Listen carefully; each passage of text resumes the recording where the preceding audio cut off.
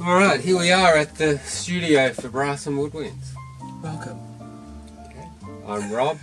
I'm Jesse. And Anyway. these are saxophones. Saxophones? We are saxophones. We've got a Selmer Mark VI, 1963. Looks silver, originally lacquer. The original owner purchased this. Now, I can't remember if he purchased it new, but he had it replated with silver. Did he? And his neck, he had a little mic bug put on there. And at some point we may do something with that. That's another thing we need to contend with. But the instrument's been completely disassembled and cleaned. What have you been doing to the body, Jesse? There was a lot of damage from just a long life.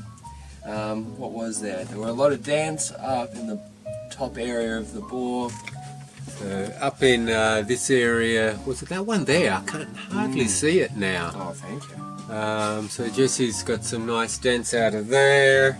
A lot of posts were pushed in, not by Right. much, but Yeah. push them back out. There has been a lot of damage down on this area of the horn, and there's some fairly not so great dent work done in the past to create all of these ripples. You can see the difference between the way the light hits off this flat area compared to where it hits up in this area. Can you see that on the camera? Let's have a look. There's the ripples there. Yeah, there's still a slight little thing there now that I look in the camera. What's that? Oh, just that little guy there. But it really showed up on camera. Yeah. And then below C had quite a big, Yeah, the C guard. yeah, the whole brace was snapped off from a big dent, pushed in, so no need to take it off, it was already off, so we rebounded the dent out as best as we could, and then resoldered. There. Yeah, the one on the right. That's that one there, yeah. Left. Yeah. And then reshaped the guard, soldered it back on. And then the bell flare had a few interesting creases. One on the top, one on the bottom, and there was also this really deep dent, sort of right on the curve of the bell. Yeah, they were actually, were they pushed back that way or this way? Yeah. They were back in there, weren't Yeah. they? So that's come out a lot smoother. We'll have a look at that, and that whole bell had been pushed back that way. Yeah, potentially more than one over the years. I still might play around with some of those tire spots here. They've smoothed out a lot, but I think I might attend to that Sure. later on. What else was there? Well, obviously all new pads coming along. What sort of pads we got in there?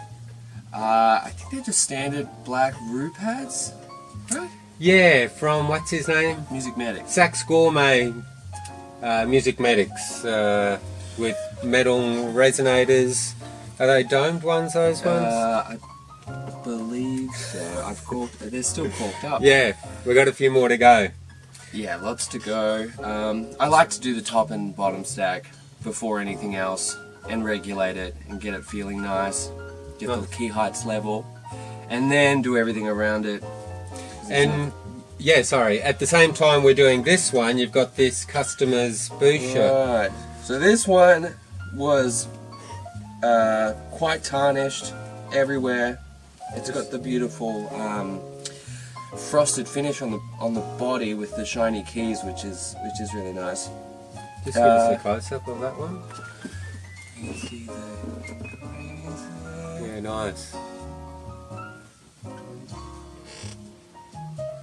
Yeah, that frosted body with the polished keys. Yeah. I mean, this was really tarnished when it came in. We should have had a before and after photo. Definitely. And the gold wash bell. Actually, give us a Yeah. close-up of that bell. That looks really nice too. Yeah, that does look good. Get it a bit closer there. Yeah, sweet. And the silver and the gold works well. So have you had to, we're not replacing any pads on this No, one. They're all pretty good. Snap-on pads. I think the customer had it repadded in the last 15 years or so, and they didn't get a lot of playing. A few key corks and things. Lots of key corks and things, and a lot of the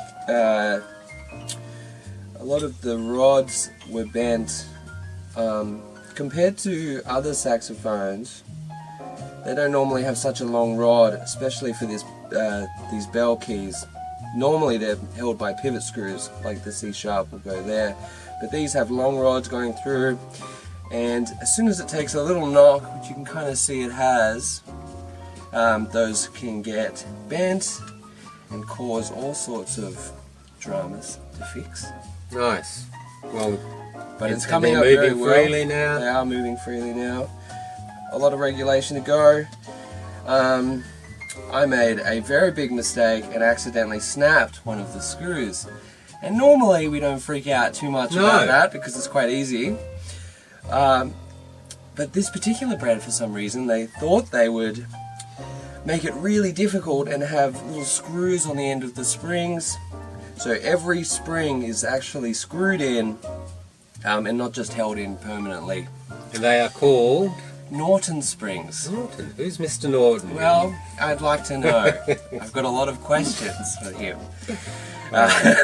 So we're waiting for the springs to come. Luckily, Freeze had some old Norton springs, only for this specific brand. So that's been exciting. Alright, well, we'll probably give an update when these horns are done and have a little test play. In the meantime, thanks for visiting the studio, and we'll talk to you again soon. Thanks, Jesse. Thank you, Rob. Oh, the song ended at the perfect time. Look at that.